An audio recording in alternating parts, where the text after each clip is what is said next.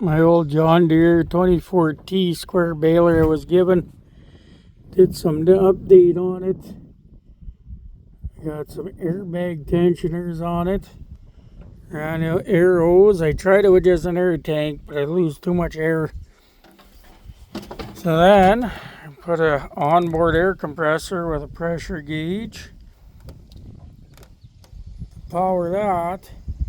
I got us a 1,000-watt inverter on the old Cockshot 1650. Seems to work.